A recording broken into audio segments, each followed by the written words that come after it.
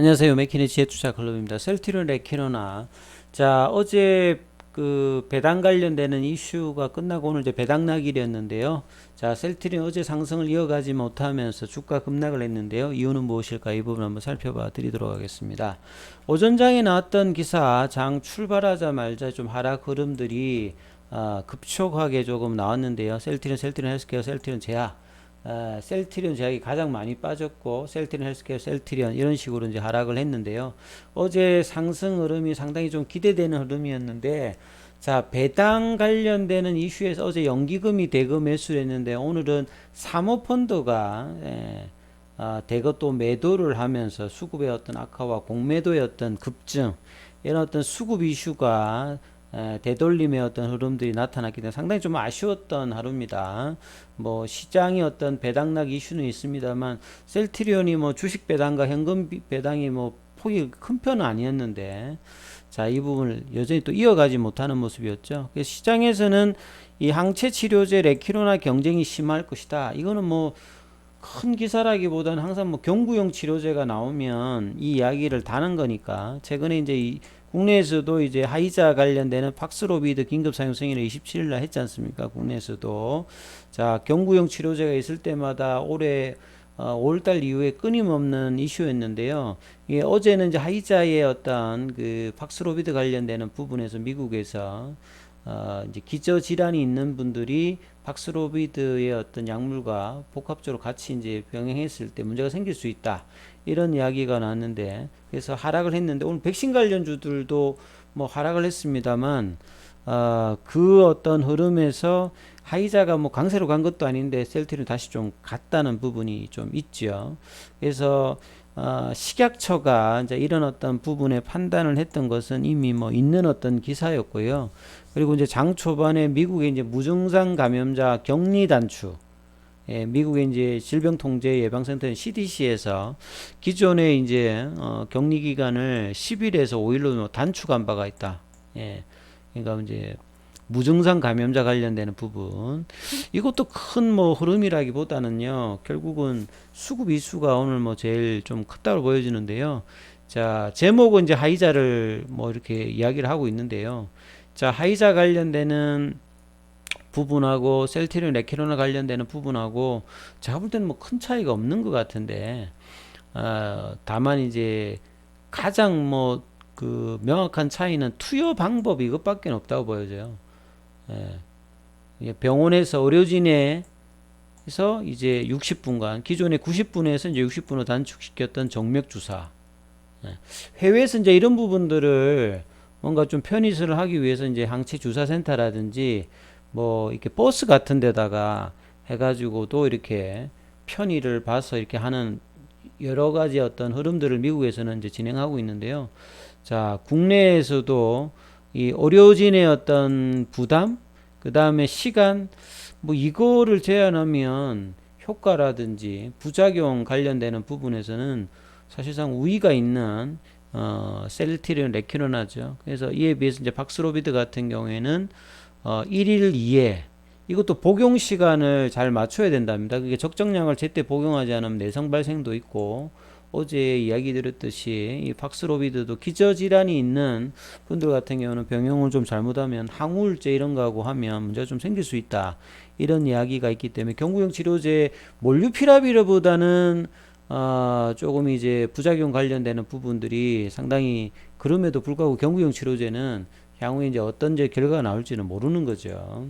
이 몰루피라비르 같은 경우에는 돌연변이 형태로 일단 세포 내로 들어갔을 때 이 코로나 바이러스가 복제를 못하게 하는 형태라면, 이 팍스로비드 같은 경우에는 그 복제에 이제 관여하는 단백질 관련되는 부분을 뭐 제어한다, 이렇게 좀 기전은 좀 차이가 있는 것 같은데, 자, 레키로나 관련되는 부분들은 그 침입 전에 이 에이스 그 복합체 관련되는 부분하고 결합 관련되는 부분을 하는 거니까, 조금 이제 뭐 기전들은 근본적으로 좀 차이가 있다, 이렇게 봐야 되겠죠. 그리고 이제 이제 이번 주, 그러니까 이제 뭐 12월 하순부터는 제가 이제 실적 관련되는 컨센서스가 형성이 될 거다. 그러면 이제 수급이 변할 수 있는 부분이, 근본적인 부분은 이거라고 볼 수 있거든요. 그래서 수급이 외국인도 좀 사고 기관도 좀 샀는데 지금 보시게 되면 셀트리온뿐만 아니라 헬스케어 관련되는 컨센서스가 지금 예상보다는 높아져 있는 상황이거든요. 그래서 셀트리온 같은 경우에는 보시게 되면 지금 4분기 연결 추정이 5813억, 영업이익은 2714니까 사실 작년에 3분기에 5488 정도를 찍고 난 다음에 계속 떨어졌습니다. 이 성장주에서 사실은 보통 이제 바이오주 같은 경우에는 성장을 담보하는 실적을 담보하지 않고 파이프라인의 어떤 뭐 이제 시장에서 확률적으로 평가하는 MPVV 뭐 이런 걸로 평가해 가지고 이제 시장에서 평가를 한다면 셀트리온이나 이런 셀트리온 그룹주들 같은 경우에는 실제로 실적이 잡히는 이 회사란 말이죠. 그렇기 때문에 이 성장이 이제 좀 후퇴한다고 하는 것들이 상당히 이제 성장주에서 금리 인상과 더불어서 문제가 될 수 있는 부분이었는데요. 이 작년에 3분기 5488 이후에 정점을 찍고 난 다음에 매분기 사실 좀 감소하고 있었습니다. 그래서 뭐 차트만 보시는 분들 말고 셀트리온의 어떤 이제 재무제표를 좀 살펴보셨던 분들은 이게 성장주가 이게 저기 실적들이 뭐 영업이익, 매출이익이 준다고 하는 부분들을 시장에서는 곱게 볼 수 없는 어떤 근원적인 부분이 있는데, 이게 4분기는 3분기 대비해서 좋아지고 컨센서스 대비해서도 전년 동기 이제 보다도 좋아지는 역대 4분기 최대 기록을 경신할 것으로 본다고 하는 것 자체가 일단 펀더멘탈의 어떤 회복을 이야기하는 거고, 이게 이제 단발성인 게 아니라 내년도 1분기에도 이어질 거라고 한다고 하면 그 연결고리가 사실 이제 레키로나가 좀 더 이제 계약을 좀 쳐주는 부분과 기존의 램시마 SC라든지 유플라이마라든지 이런 이제 신규 제품이라든지 기존의 바이오시밀러가 정상화되는 어떤 모습들을 보여주는 게 정말 중요하죠. 이런 것들이 이제 수급을 외국인이나 기관들의 어떤 수급을 근본적으로 자극하는 부분입니다. 그래서 이제 4분기 실적이 좀 연간으로 보게 되면 전년 동기 대비해서 5% 9% 매출하고 영업이익이 올라가거든요. 내년도도 올해 당초 이제 영업이익이 1조 정도를 넘어갈 것이다. 레큐로나 때문에. 근데 이제 레큐로나 생각보다 이제 실적에 가세를 못했기 때문에 내년도 영업이익 이제 1조 관련되는 이야기가 또 그 유안타가 그래도 나름대로 셀트리온의 실적치라든지 이런 게 좀 긍정적인 어떤 컨셉을 가지고 있는 그 하우스였죠. 그래서 내년도 셀트리온 예상 실적이 2조가 넘을 것 같고 영업이익도 한 1조 정도가 넘을 걸로 일단 예상되는 게 그 원가율의 개선을 직접적으로 보여주고 있는 램시마 IBJ형 관련되는 부분과 그 다음에 레키론의 어떤 이게 이제 좀 잘 나와야 됩니다. 이게 수익성이 좋기 때문에. 그리고 계속 낼 건 아니지만 올해 좀 못했던 부분들을 내년 상반기에 빠르게 좀 이제 추가 계약들이 쏟아져야 됩니다. 회사가 쏟아지다고 했는데 잘 안 쏟아지고 있죠, 지금.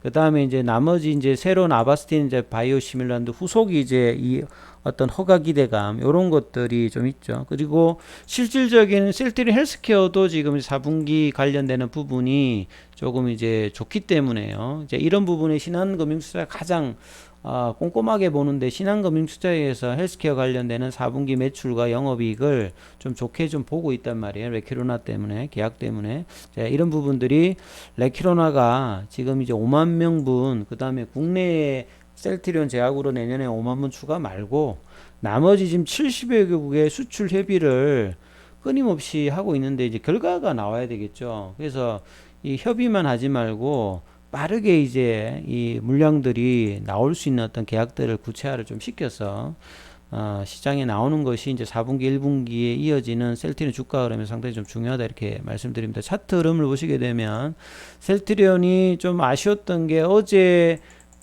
볼린저 밴드 상단도 뚫어내었고 거래량도 실었고 오랜만에 이 기관들이 이틀 연속으로 그러니까 4거래 연속으로 거래를 대규모로 했는데 오늘 이제 뭐 배당락 이슈가 있어서 아침에 이제 갭다운 하는 부분들은 당연히 일어날 수 있는 부분들인데요. 바로 어제의 어떤 시가 라인 부분까지 바로 빼버렸다는 게 상당히 좀 아쉽죠. 예. 다른 종목에 대비해서 어제 어떤 시간의 흐름을 아침에 그 갭다운 시켜가지고 반등다운 반등이 전혀 없었습니다. 이게 보시게 되면 외국인하고 이제 그 기관들이 이렇게 때리니까 사실 수급이 이렇게 때려가지고 개인들이 이 물량을 다 받아냈긴 받았는데요. 이런 상태에서는 올라가기 힘들죠. 그리고 공매도가 다시 또 늘었습니다. 참 뭔가 이렇게 양봉이 나왔을 때 그 이튿날에 공매도와 이런 어떤 현물에서 어떤 수급이 끊임없이 눌러대는 어떤 흐름들이 참 올해의 어떤 셀트리온의 주가의 어떤 못 올라가는데 이게 제가 볼 때는 5월달 이후 끊임없이 반복되고 있습니다. 거의 한 7개월째 이런 흐름에서 못 벗어나고 있거든요. 그래서 자 이번에도 또 양봉 이후에 바로 제끼는 음봉이 시간에는 한 5분 정도 올랐습니다만 자 이 수급이 내일 이제 뭐 폐장일입니다만 이게 좀 어떻게 될지 그리고 이제 중요한 어떤 기술적인 어떤 변곡점이 될 만한 지점에서 자꾸만 이제 이렇게 나오는 것들이 계속 이제 기간 조정을 유도를 하는 부분인데 이거를 이 음봉의 그 양봉의 시가죠. 이 10만 원대 이 부분들을 유지를 해주면서 볼린저 밴드 상단을 치고 가는 흐름이 사실 좀 나와야 되는데 이러려면 이제 외국인과 기관들의 어떤 수급과 공매도 관련되는 부분이 어떻게 되느냐가 좀 중요하잖아요. 개인들이 뭐 이것들을 사가지고 올릴 수 있는 없는 흐름은 아니니까 아무튼 좀 치열한 어떤 변곡점이 나왔던 상황에서 내일의 어떤 이제 마지막 날의 거래일이 어떻게 되는가도 상당히 좀 중요하기 때문에 자 이 부분 내일도 좀 지켜보시면서 어떤 흐름이 갈지 잘 한번 챙겨보시기 바라겠습니다. 여기까지 하겠습니다.